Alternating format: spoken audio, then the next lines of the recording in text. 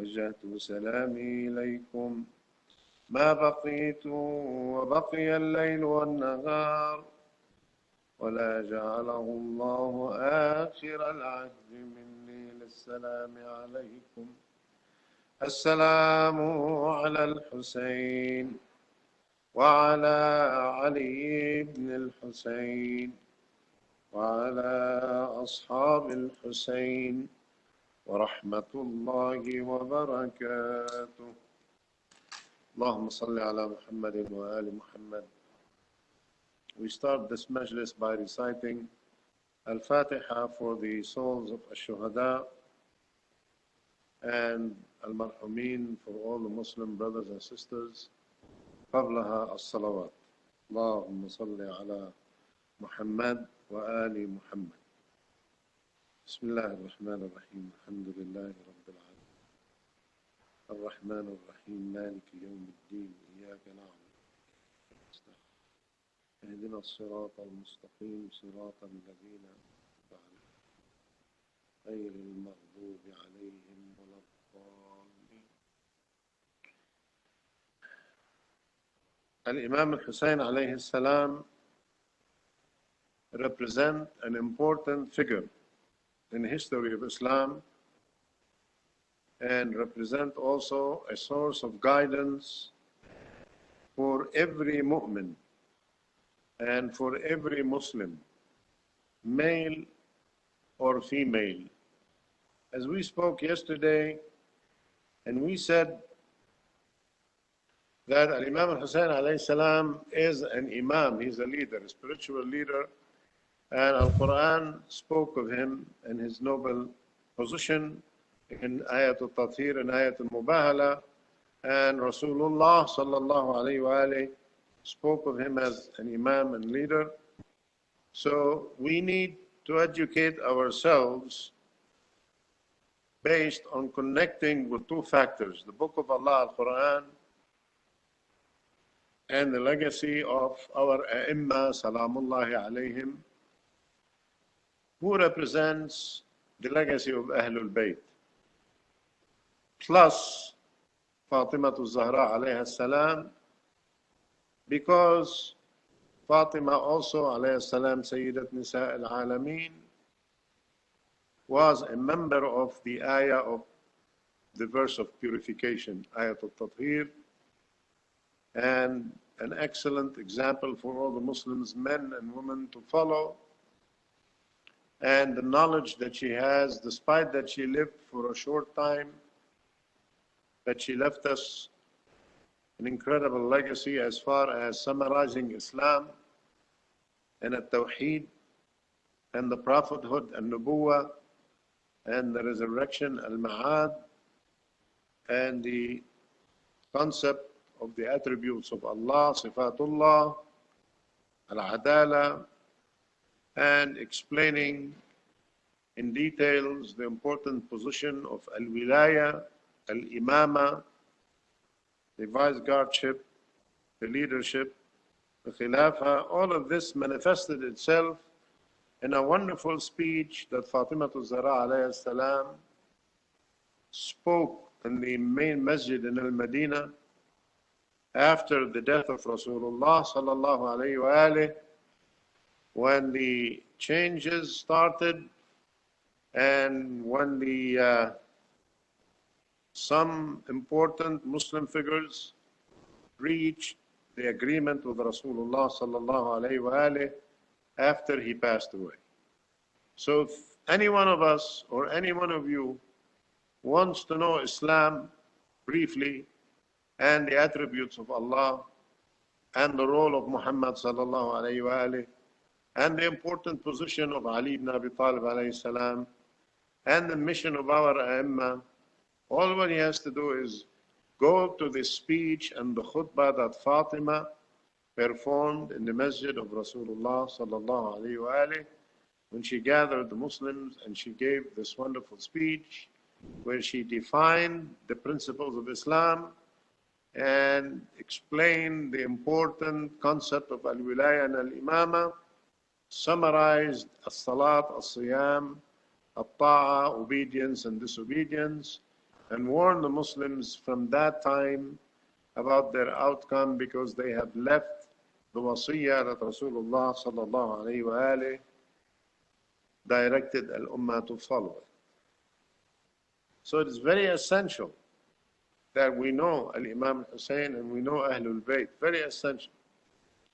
If you are to count on your own opinion and of your own individual effort, and if you want to discount or disregard the legacy of Ahlul Bayt, your understanding about Islam will not be complete, will never be complete. Because Rasul is truthful. Our Prophet is trustworthy and truthful. And he said two things: as long as you stick and as long as you connect and as long as you hold tight to them. Two factors: the Book of Allah, وَحِتْرَتِي أَهْلَ بَيْتِي, and my household. So it's very essential and very important that we know and we introduce ourselves to Al-A'imma, and we allow Al-A'imma to introduce themselves to us through their legacies and through their words and through their behavior that represented the speaking, acting, living, talking, sitting, standing Quran of Allah. A lot of wisdom in Al-Quran. Al-Quran is a book of guidance. Al-Quran is a cure of salvation. Al-Quran is a cure for the heart, for the mind, for the soul, for the individuals, for the families, for the communities, for the nations, for the world. Al-Quran is the latest testament. Al-Quran is the major reference. Al-Quran is the most important reference when it comes with respect to the attributes of Allah, the proper understanding of Allah and what Allah wants out of us. If we are to understand what Allah wants out of us, you need to read His book. We do need to read His book. We do need to read Al-Quran with reflection and with tamahun, with tawajjuh. And we need, and we owe it to ourselves to educate ourselves the Quranic language, to think in the Quranic language, not to just memorize al-ayat like the parrot memorizes words but do not know the meaning. Yes, for those who do not understand the content of al-ayat, although they are capable of reading the letters, yes, there is an act of worship that you are reading Al-Quran, uttering the words of Al-Quran, and listening to Al-Quran, but we need to also understand what does it say, in what it means. And somebody might say to me, Brother Barakat, I could read the translation to other languages. I could read the translation in English. I could read the translation in French, in Latin, in Persian, in Urdu. Yeah, you could read the translation. But Al-Quran, one of its most important aspects of its miracle, the eloquence of the language that it came with. And you owe it yourself to educate yourself with that language so you would feel and understand and comprehend that aspect of miracle. Because this is your miracle. This is your book. It is the book of Allah that was sent to every and each one of us. So for example, if you go to live in Mexico and you are learning Spanish to manage your affair with the Mexican population who speaks Spanish, they say you start learning the language, and once you dream in that language, you start thinking in that language. Once you start thinking in that language, then you control the content of that language. For example, if you study theoretically the English language, the Shakespearean one, and while you are living in Germany, for example, and then you come to live in the United States, you're still lacking because you are not thinking in the language that you learn. Because the language is a living, similar to a living being. Languages will be born, languages will die, languages will prosper, languages will evolve, and languages will fade away. Like the English language, the most commercial language in the world. French, romantic language. Arabic, poetic language. But when it comes to the Quran, we need to comprehend the Quranic language, and we need to educate ourselves Quranically. We need to think in the Quranic language in order to develop what I can call, if I can call, Quranic character. The whole purpose of Al-Quran is to shape out of you and me a Quranic character. That character, if it is affected by Al-Quran and educated by Al-Quran and guided by Al-Quran, plus the legacy of Ahlul Bayt, then you are making out of yourself a Quranic character that will ensure the prosperity in the dunya and al-akhirah, and that would lead us to succeed in our test, and that would lead us to reserve a place in Al-Jannah with Muhammad wa Ali Muhammad under the pleasure of Allah subhanahu wa ta'ala. إن هذا القرآن يهدي للتي هي أقوم. This book, Al-Quran, will guide to the straight path. إن هذا القرآن, by definition, Al-Quran is a lamp of light against darkness. By definition, it's a cure. By definition, it is rahmah. By definition, it's guidance. وَنُنَزِّلُ مِنَ الْقُرْآنِ مَا هُوَ شِفَاءٌ وَرَحْمَةٌ لِلْمُؤْمِنِينَ. We descend out of Al-Quran content and ayat that represents a cure and mercy for the believers. You have to believe in order to get the full benefits of Al-Quran. So Al-Quran is a book of guidance to those who believe it is the word of God and the final latest testament. And the major difference between this book and the other previous heavenly book or godly book, while the other books were altered and changed and contaminated and disappeared, and generation after generation people were changing the meaning according to their own personal desire. Words were omitted, another words were added, contradiction all over. And that's what happened to the book of At-Tawrat, the book of Moses, and that's what happened to the book of to Al-Injil, the book of Isa alayhi salam. The actual book of At-Tawrat was not contaminated, it disappeared. The actual book of Al-Injil was not contaminated, it disappeared.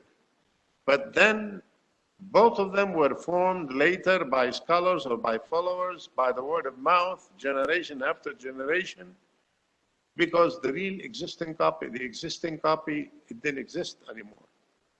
Until the latest testament, when Allah made this promise to the whole world, إِنَّا نَحْنُ نَزَّلْنَا الذِّكْرَ وَإِنَّا لَهُ لَحَافِظُونَ. Allah said, it is we that we descended this book, descended this kitab, book, dhikr, nur, faraqan, you name it, so many beautiful names, many beautiful names. Allah subhanahu wa ta'ala, it was we, yani Allah, that descended this book, and we are going to preserve it and protect it. وَإِنَّا نَحْنُ لَهُ لَحَافِظُونَ. And Allah made that promise, and the promise is fulfilling itself because it's a godly promise. So Al-Quran is the same book that was revealed on the heart of Rasulullah sallallahu alayhi wa alihi. It is the same book that it is among your hand. That was the same book 1400 years ago. It is going to be remaining the same book until Yawm al-Qiyamah. It is the book in heaven, the same book. It is the book in Alam al-Malakut, wa Alam al-Ghayb, wa Alam al-Shahada, wa Alam al-Lahut, wa Alam al-Dhar, the same Quran that you have in your hand right now.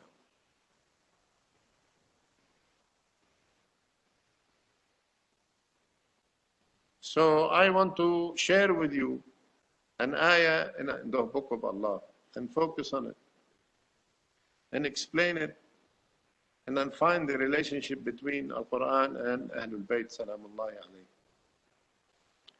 This ayah in the book of Allah is ayah number 177 of Surah Al-Baqarah. I love this ayah. I have a special relationship with ayah because it summarized the whole ideology of Islam. It summarized Islam in one ayah, in one single, and that is the miracle in the structure of Al-Quran. In one ayah, Allah briefly summarized Islam. Bismillahir Rahmanir Rahim.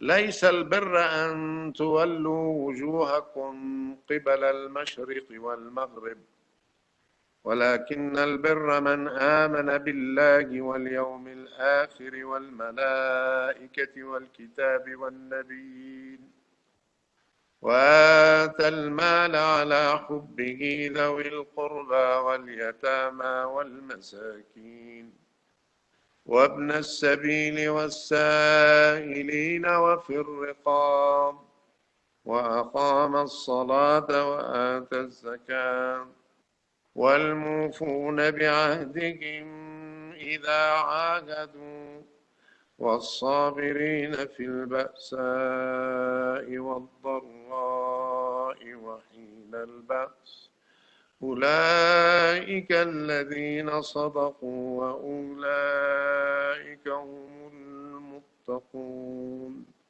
صدق الله العلي العظيم. ليس البر أن تولوا وجوهكم قبل المشرق والمغرب. Goodness, good deeds is not to turn your face eastward or westward. This is in relationship to the first Qibla, because the people who were feeling envy and they were against Rasulullah sallallahu alayhi wa sallam, anything he does, they look at his action negatively, and they were taunting him and saying to him that you came with a new book and a new religion and that you are still using the old Qibla towards Baytul Maqdis. So Allah subhanahu wa ta'ala revealed this ayah in order to teach all the people and all the creation what faith is all about. And the people of the book, the Christians and the Jew and the Arabians, a lot of them believed in him and a lot of them accepted his da'wah, but also a significant number also rejected him and argued with him. And Allah subhanahu wa ta'ala spoke to those people by saying to them, the good deed, al-iman, success with respect to Allah is not to argue which direction you need to turn your face, whether it's east or west. وَلَكِنَّ الْبِرِّ, but Islam, success, good deeds, مَنْ آمَنَ بِاللَّهِ وَالْيَوْمِ الْآخِرِ. First, the ayah speaks about the iman, the ideology, the ideological belief. Ideological belief. First, al-iman, to believe in Allah, wal-yawm al-akhir, in the day of judgment, and also to believe wal-malaika, in the angels, and also to believe wal-kitab, all the books that Allah descended on the hearts of all the prophets from the time of Adam until the time of Muhammad sallallahu alayhi wa sallam. Wan-nabiyyin, and to believe in the messages of all the prophets before Muhammad sallallahu alaihi wasallam. So that's the ideological belief in this ayah spoke about it. And the Al-Quran, all its ayat supports each other. And al-ayat define each other. And al-ayat explain and show and interpret each other. So Allah subhanahu wa ta'ala is saying to us, al-iman, to believe in Allah and in the day of judgment and in the angels and in the book and in the prophets. It's like at the end of Surah Al-Baqarah, the same concept. آمن الرسول بما أنزل إليه من ربه. Al-Rasul believed what Allah descended on him from his Lord. والمؤمنون كل آمن بالله وملائكته وكتبه ورسله لا نفرق بين أحد من رسله وقالوا سمعنا وأطعنا غفرانك ربنا وإليك المصير. Another ayah that indicates that meaning.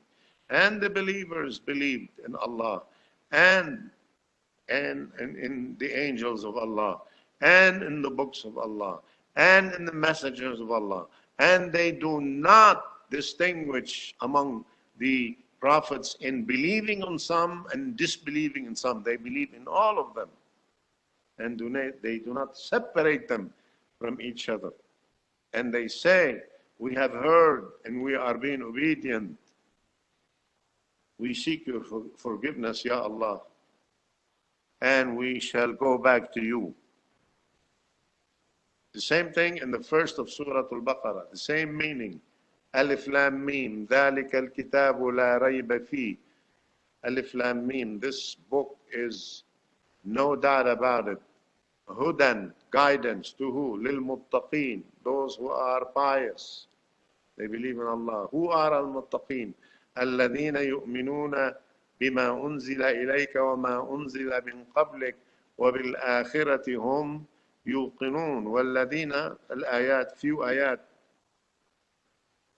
الذين يؤمنون بالغيب ويقيمون الصلاة ومما رزقناهم ينفقون والذين يؤمنون بما أنزل إليك وما أنزل من قبلك وبالآخرة هم يوقنون.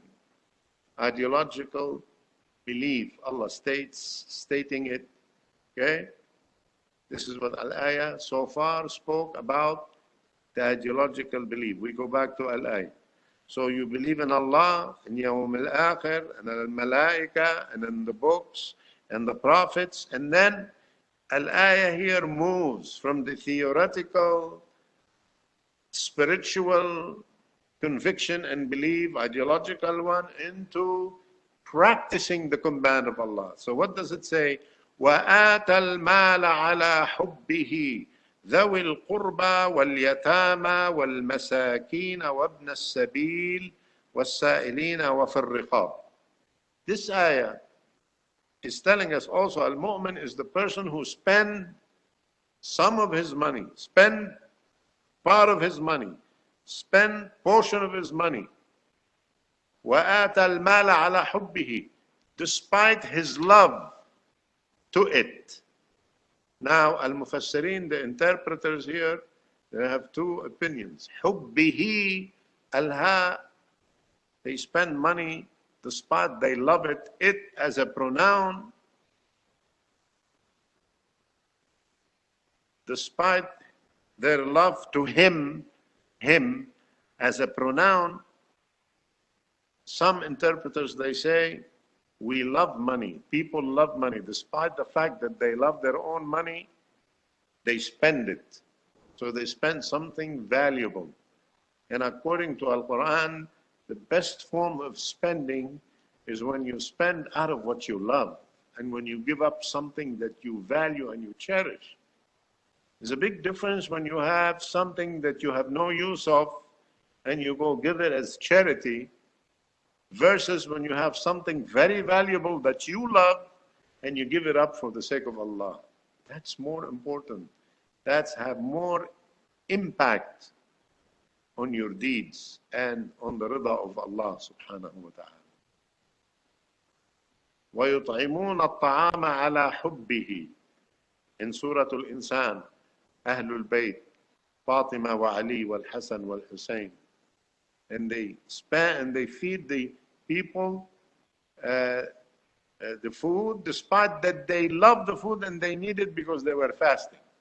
And another meaning here, al-ha belongs to Allah, means they spend part of their money for the sake of Allah because they love Allah, they love to please Allah, for the rida of Allah.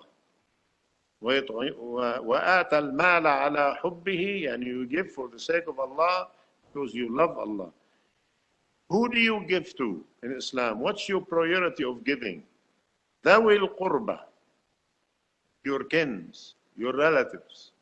And in your relatives, you start first, after you start with your mother and mother and mother and your father. And your mother and your father. And your wife and your kids. And your brothers and your sisters. And your uncles and your aunt. And then the circle goes further and further and further. But al-ayah in Al-Quran also indicated, وَالْأَقْرَبُونَ أَوْلَى بِالْمَعْرُوفِ, the people who are closer to you, and they are kins to you, and they are relatives to you, and they are family to you, they have the priority for you to help them before you help somebody else when they are in destitute. It does not make sense that if you are able to help with, for example, $200 to spare, and you give it to a stranger who needs it, and yet your own brother is in desperate need of it. It doesn't make sense that you give the others and you don't give your brother. And it doesn't make sense that you spend it on someone you do not know while your mother is in desperate need for it. No, al-aqrabun, the closer one to you, awla bil-ma'ruf, they have the priority. So, we go back to al-ayah. وَآتَ الْمَالَ عَلَى حُبِّهِ, spend money for the sake of Allah, or because despite the fact that he loves the money and he needs it. ذَوِي الْقُرْبَى, the close relatives. And the second group, وَالْيَتَامَى, the orphans. Orphans. وَالْمَسَاكِينَ, Masakeen are the severely needed poor people. And you would say, who should I give the money to? Who should I give my khums to? Who should I give my sadaqah to? The Islamic term and terminology in Islam, anybody who does not have his sustenance for a whole year, we call him faqir, poor. Okay. If somebody has, supposedly two people, one person have his sustenance for the whole year, and another person have his sustenance for half of a year, 6 months, which is more severely poor? The second one. If somebody does not have his sustenance for a whole month, and he only have ration for a month, after that he doesn't have anything, that's poorer. He is more in need of the others. If someone does not have his sustenance for 1 day, that is a miskeen, mu'dam. Or he doesn't have his sustenance for even a day, that's a miskeen. The extreme condition. This is why when you give your khums, and the khums is consisting of two portions, Sahmul Sadat and the Sahmul Sadat, Sahmul Imam and Sahmul Sadat, portion of Al-Imam and portion of the Sada. When you give it to a marja or representative of a marja, they determine who needs it the most. And if you have somebody in your family, has a relative who needs it, doesn't have anything, then you ask the marja to take permission to give it to him. So you give the money to the close one, relatives, the orphans, and the poor, wal-masakeen. And wabn al-sabil. What's ibn al-sabil? Ibn al-sabil, if someone who came traveling from one place to another, and that new place he stayed with, he got discontinued financially. He doesn't have money anymore to go back home. He lacked any financial support. Then he needs help at least to go back to his place, to go back to his job, to go back to his country, to his family, to his home. وَالسَّائِلِينَ, also a portion that you need to give money to those who are seeking help from you. Some people They are doing well until they lose their job and they don't have sustenance, and or they think they're going to start working in a month or so, but for the meantime they have bills to pay, so they might ask for help until they start working. Or they might ask for help because they don't have anything to offer to their families. And Islam does not urge its followers to ask for money unless it's a desperate situation. And Islam urges the Muslims to give to people who needs money before they ask. It means we, in your community and in every community, we need to know who is in need, who is not in need, who lost his job, who needs to be visited, who needs the ration, who needs the support, who needs a cure, who needs help, who needs assistance. So when we, in Islam, it is recommended that we initiate the help to our brothers and sisters once we know that they need it before they ask. But once they ask, then we need to respond if we can, according to Al-Ayah. وَفِي الرِّقَابِ, you spend money for riqab. For riqab here, it doesn't apply in our own times. It applied in the early ages and in early generations, because when Islam came, it came to a society of slavery. Slavery was a form of life, a deeply rooted way of life in Arabia. And the slavery there did not exclusively included only slavery based on race or color. No, it's a way of life. A tribe would defeat another tribe. The defeated tribe, the men would be enslaved and the woman would be taken. So Islam solved the issue of slavery through this ayat by urging all the believers when they accept Islam to free the slaves.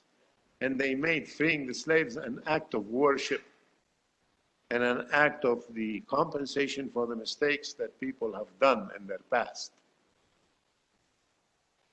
وَأَقَامَ, now, al-ayah, after speaking of al-iman and ideology and speaking about the way how we spend and to which group, it goes to more practical by saying وَأَقَامَ الصَّلَاةِ, performed as-salat, performed as-salat, build as-salat, construct as-salat.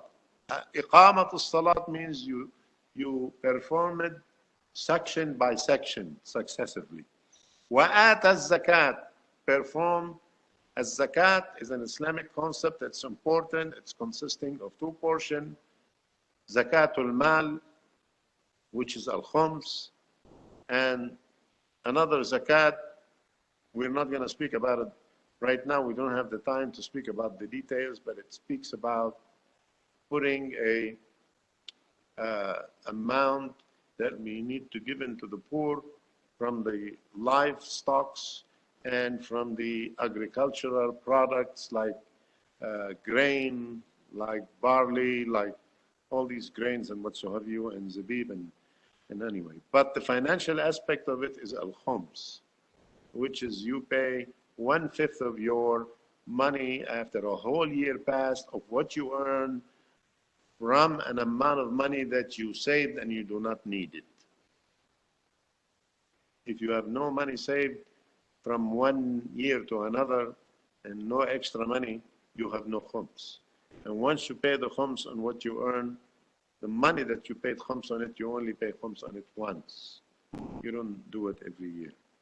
So al-khums is an important act of worship that we, the followers of Ahlul Bayt and the school of thought of Ahlul Bayt, perform it, and we do it. وَالْمُوفُونَ بِعَهْدِهِمْ, also, to succeed and to really fit the description of al-iman, then you need to fulfill your pledges and you fulfill your promises whenever you can. When you make a promise, act on it. But if you cannot, then Allah subhanahu wa ta'ala will give you, inshallah, an excuse, because sometimes you cannot act on the promise that you made because of causes beyond your control and beyond your ability. وَالْمُوفُونَ بِعَهْدِهِمْ إِذَا عَاهَدُوا. Those who fulfill their pledges when they pledge, and those who fulfill their promises when they promise. We go back later into the legitimate ahad. How do you contract a ahad and how do you contract another? And Allah subhanahu wa ta'ala also telling us, وَالصَّابِرِينَ فِي الْبَأْسَاءِ وَالضَّرَّاءِ. And those who show patience and they don't lose their temper and they don't lose their iman, they don't lose their faith, they don't give up, they don't feel with despair in the state of tough economic conditions like the situation we are facing right now in the pandemic, Corona and COVID-19.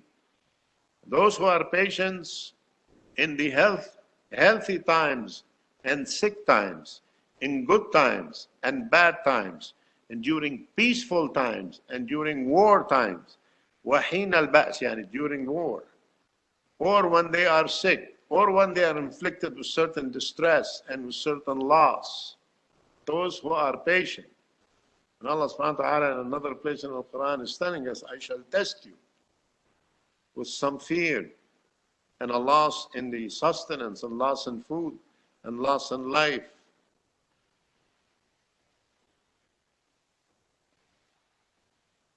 وَبَشِّرِ الصَّابِرِينَ. And give the good news to those who are patient against all these tests, against all these calamities.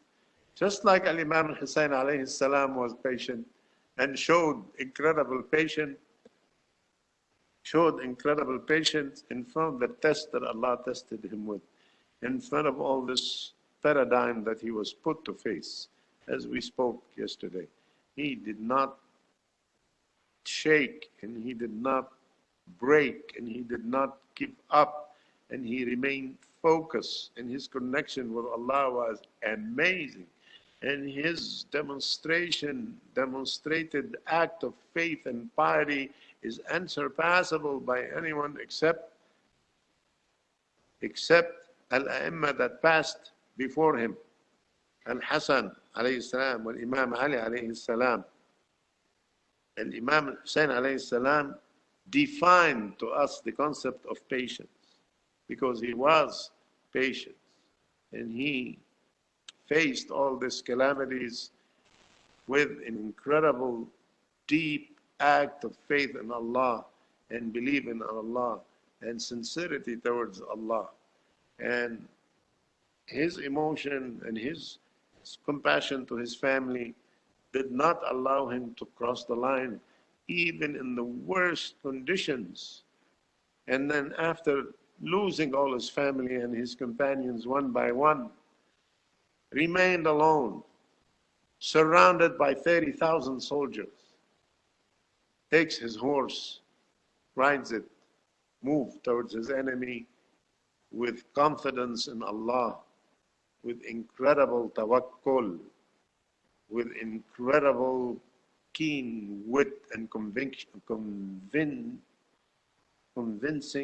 conviction that he is on the right track, that he is on as-sirat al-mustaqim, in the way he talked, in the way he spoke, and even the compassion that he has for his own enemies. When he told them speech after speech, and talk after talk, and advice after advice, signal after signal, wisdom after wisdom, finally he wept and he cried, and they asked him, why are you crying? He says, I'm crying because all of these are going to Jahannam because of me. That is the kind of compassion that Al-Imam had, and because of his sabr, Allah rewarded him in ad-dunya and al-akhirah. Rewarded him. He loved him. And he put that love for Al-Imam Hussein, as we spoke yesterday, in the generations to come. And he made him beloved figure in the hearts of all the believers and the freedom lovers, non-believers also. And that patience that he showed is unsurpassed by anyone except Al-Imam Ali alayhi salam wa Muhammad sallallahu alayhi wa alihi. And Allah subhanahu wa ta'ala said, I have rewarded Al-Hussein with so many things, and among the things that I've rewarded him, that I made Al-A'imma from his descendants. The 9th of our A'imma came from him. One. Second, he said, I have put the cure in his soil. جُعِلَ الشِّفَاءُ فِي تُرْبَتِهِ. Allah, as an act of appreciation, as an act of gratitude, and as an act of love towards Imam Hussein, Allah subhanahu wa ta'ala, made the soil that engulfed his body a divine and a holy soil, and he made the cure on it. وَجَعَلَ الشِّفَاءَ فِي تُرْبَتِهِ. And I am a living witness on this authentic claim by Rasulullah sallallahu alayhi wa alihi. And وَالدُّعَاء مُسْتَجَابْ تَحْتَ قُبَّتِهِ. And Allah subhanahu wa ta'ala definitely guaranteed answering your dua under his dome. Means when you go visit Al-Imam Hussein alayhi salam and you make the dua there, your dua definitely will be answered sooner or later in a dunya and al-akhirah. You will never go empty-handed. And I read this amazing hadith, and I found out that it's a true hadith, amazing hadith. When you go to visit Al-Imam Hussein alayhi salam, when you spend a few days there, it will not be counted out of your age. It means Allah subhanahu wa ta'ala will give you another chance and will give you more life. نسأل الله سبحانه وتعالى بحق محمد وآل محمد to make us among the true followers of Imam Hussein, and to grant us the intercession of Imam Hussein alayhi salam. We go back to Al-Ayah to finalize the discussion and to end the program. We said, وَالْمُوفُونَ بِعَهْدِهِمْ إِذَا عَاهَدُوا. Those who fulfill their promises and their pledges, and they fulfill their covenants with Allah and with the others. وَالصَّابِرِينَ فِي الْبَأْسَاءِ وَالضَّرَّاءِ. Those who are patient in good times, bad times, healthy times, sick times. وَحِينَ الْبَأْسِ. And during the battles of defending their families and defending their home, defending their lives, defending their money, defending their property. أُولَٰئِكَ الَّذِينَ صَدَقُوا. Those are the true, truthful believers. وَأُولَٰئِكَ هُمُ الْمُتَّقُونَ. And those are truly the pious ones. And Al-Imam Hussein alayhi salam fit this ayah perfectly. And Al-Imam Hussein alayhi salam, because of that, Allah subhanahu wa ta'ala revealed an ayah that described the position of his character and the position of his soul the moment his soul departed his body after he achieved martyrdom. After he achieved martyrdom. يا أيتها النفس المطمئنة ارجعي إلى ربك راضية مرضية فادخلي في عبادي وادخلي جنتي. That was the godly invitation by Allah to his soul. يا أيتها النفس المطمئنة. His nafs, nafsun mutma'inna, his soul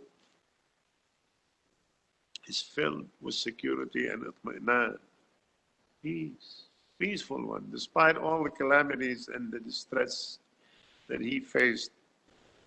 When his soul departed, he was invited by Allah, oh you, well secured, peaceful soul, go back to Allah. ارجعي إلى ربك راضية مرضية. يعني Al-Imam al-Hussein is pleased with Allah, and Allah is pleased with Al-Imam al-Hussein. فادخلي في عبادي. Enter among those who made it, Muhammad and his followers, and enter into the heaven of God. Heaven, جنة البرزخ and جنة عدن and true جنة إلى الآخر. اللهم صل على محمد وآل محمد وبارك على محمد وآل محمد، ترحم على محمد وآل محمد. ومن يسألك بدماء الشهداء في كربلاء وبدم الشهيد الإمام حسين عليه السلام، إلا صليت على محمد وآل محمد. ولا تدع لنا في مقامنا هذا ذنبا إلا غفرته، ولا هما إلا فرجته، ولا مريضا إلا شفيته وعافيته، ولا غائبا إلا أحضرته، ولا دينا إلا قضيته، ولا حاجة من حوائج الدنيا والآخرة لك فيها رضا ولنا فيها صلاح إلا قضيتها ويسرتها برحمتك يا أرحم الراحمين. السلام عليكم ورحمة الله وبركاته.